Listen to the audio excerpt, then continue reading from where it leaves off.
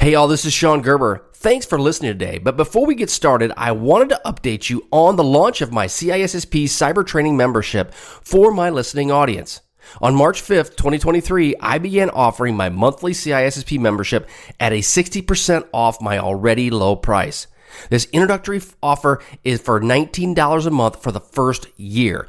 With that insanely inexpensive price, you will be able to get all of my CISSP content, practice exam questions, all my current and upcoming curated content, and finally, me.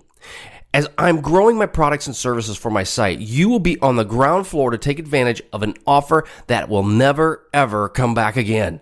So if you're planning on taking the exam in 2023, or if you want to learn more in cybersecurity, this will be the time for you to make a life and career-altering decision for you and your family. This amazing offer is only available until April 1st, 2023. And after that, it will be going back up in price at the still amazing price of $47 a month. So I highly recommend that you don't delay and sign up today. All right, let's get started. Welcome to the Reduce Cyber Risk and CISSP Training Podcast, where we provide you the training and tools you need to pass the CISSP exam the first time. Hi, my name is Shon Gerber, and I'm your host for this action-packed, informative podcast. Join me each week as I provide the information you need to pass the CISSP exam and grow your cybersecurity knowledge. All right, let's get started. Giddy up. Let's go. Last question in these practice questions. Question number 10.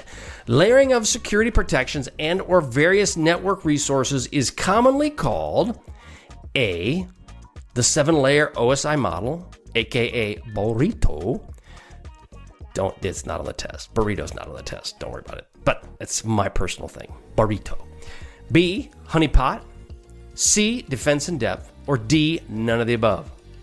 So again, layering protections and or various network resources are called the 7-layer burrito, honeypots, defense in depth, or none of the above.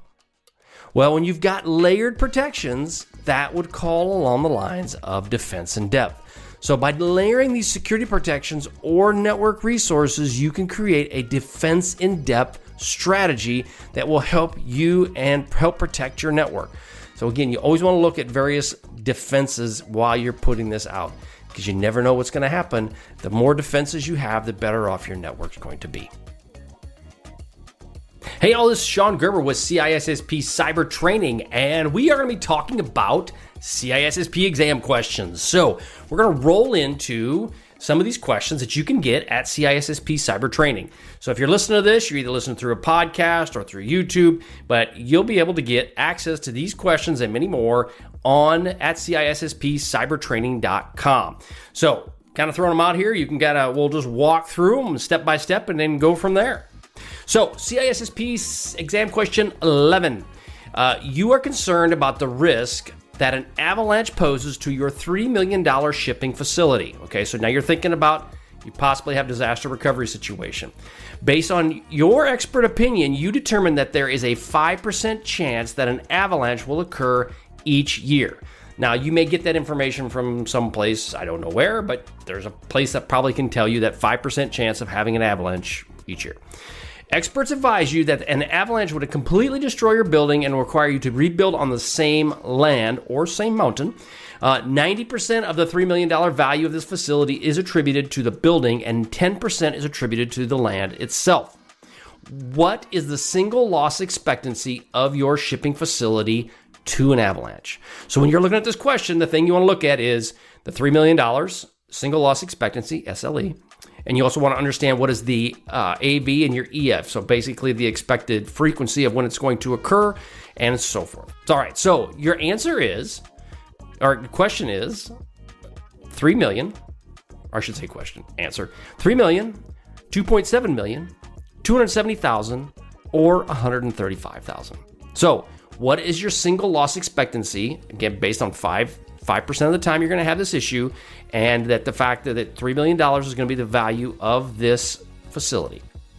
So the answer is $2.7 million. Now understand that the SLE, your single loss expectancy, is the product of the AV and the EF. Okay, from this scenario, you'll know that the AV, the actual value, is $3 million.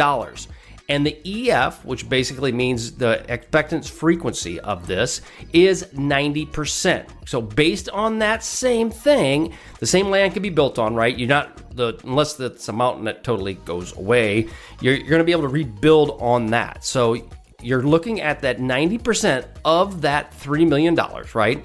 So based on that, this yields a single loss expectancy of $2.7 million. So it's important that you just kind of understand that the whole land didn't go away. And that's a gotcha that will happen is you'll glob onto the $3 million and go, well, hey, it's $3 million. It would be A. But no, you can rebuild on that specific land unless the mountain itself is totally gone. Now, one thing to think about is if you had like on a seashore and you had your facility on the sand and you had the foundation was there on this sand and a tsunami came in and took out basically where your building was at, and let's say it became part of the ocean, then obviously you couldn't rebuild. So that's something you'd want to consider. Again, that's where your key thing is to focus on that aspect. You need to know the formula, but you also need to understand those little nuances that are actually in the question itself. CISSP Exam Question 12.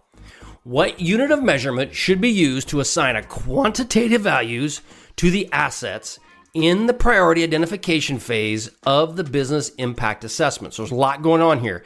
So you got a BIA, which is your business impact assessment. You're determining what should be your priority as you're doing this assessment, and you're looking at qualitative or quantitative values for that. So first one is monetary. Second is utility. 3 is importance. And the fourth one is time. So the answer is A, monetary. The quantitative portion of this priority identification should assign asset values in monetary units or in monetary form. You can't assign those in a utility form or an importance form. Now, importance could be potentially in there, but when you're dealing with quantitative, that is a number. That is an actual value. Qualitative would probably fall into the importance aspect of this. So just kind of think about the question. When they want quantitative, they're looking at specific numbers, and hence that is why the monetary aspect is such an important factor. Thanks so much for joining me today on my podcast. If you like what you heard, please leave a review in iTunes, as I would greatly appreciate your feedback. Also, don't forget that 60% of my membership at the CISSP cybertraining.com will be ending the 1st of April, 2023. So sign up today for this once-in-a-lifetime sales event. Thanks again for listening. See ya. Hey, thanks again for listening today. It's been my pleasure to prep you for the CISSP exam. Are you interested, though, in some free CISSP exam questions? Head on over to freecissprequestions.com and sign up to join my email list, and you'll receive access for 60 free CISSP questions each and every month for the next 6 months. That's a total of 360 questions just for signing up with CISSP Cyber Training.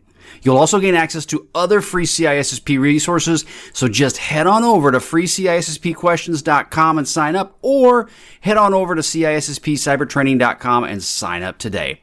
Have a wonderful day, and we will catch you on the flip side. See ya.